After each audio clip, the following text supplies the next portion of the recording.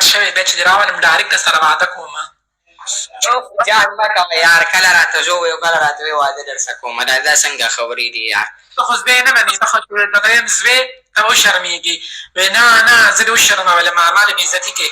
او چې مېړه درته وایم نو هم وایي داسې. نن سبا که مونږ وګورو که نه زمونږ په دې معاشره کې چې په ټیک ټاک باندې څه روان دي، هغه خو پیله د ښودلو نه دي. او که سړی بیا واه ومري نو که څه ماشومان فیملي څه ورسره ناست وي د هغې په مخ کې اورېدلی هم نشي. لکه څرنګه چې دا دواړه راغلي دي، کم د ټیک ټاک دواړه سټاران دي، د هغه ټول نه به تاسو خبر یئ چې د هغو کوم بیک ګراونډ چې دی هغه هم په څه حالات کې دی هغه هم تاسو ته ښه پته ده. خو صرف نن چې دیو کم دا 15-16 منټه ګپ شپ لګولی دی د دې په حقله باندې او دیو چې کومې خبرې کړلې نو صرف او صرف در سره هغه شیر کوم نو واورئ. یوړ ګپ مې در سره نشته او که نه ګورې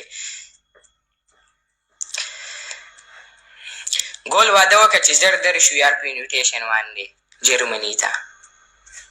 الله بخیر چې بیا پرسنل خبرې کوو دلته دا خبرې مه کوه. بیا خلک وایي هی اذان خلکو له مینتونه کوي، بیا د خلک شرموي.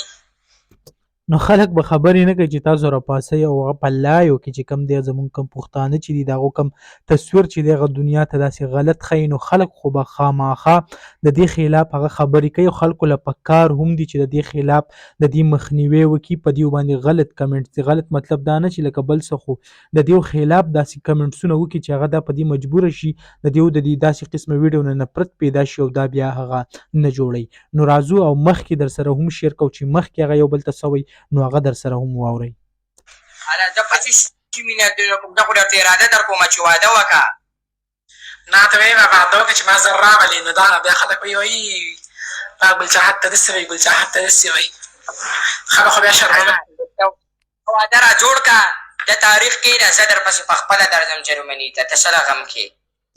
بس الله تعالی دې تاسو ته هدایت وکړي. لکه دا نن سبا چې مونږ هسې وګورو که نه دا کم حل شروع دی نو زمونږ کم را روان کم مستقبل چې د دې کم د دې ماشومانو دی نو هغه که دارنګې حالاتي د دې مخنیوی ونه شو نو هغه به ډېر زیات خراب وي. ځکه چې نه په دې خلاف حکومت څه ایکشن اخلي، نه بله داسې اداره راپاسي چې د دې خلاف څه مخنیوی وکړي، خو بس خپله مرضي ده. هغه یو بوډا وایي دا داسې پاکستان دی چې سا څه کړي او که چا در سره څه وکړه هغه زه ویل نه غواړم، خو کومه چې قیصه چې هغه کوي نو بس الله تعالی دې خیر کړي وکړي او زمونږ کوم ایمانونه او کوم عزتونه چې دي الله تعالی دې هغه په امن کې وساتي. دغه لنډه شان ویډیو وه هغه مو غوښته تاسو سره شریک کړو.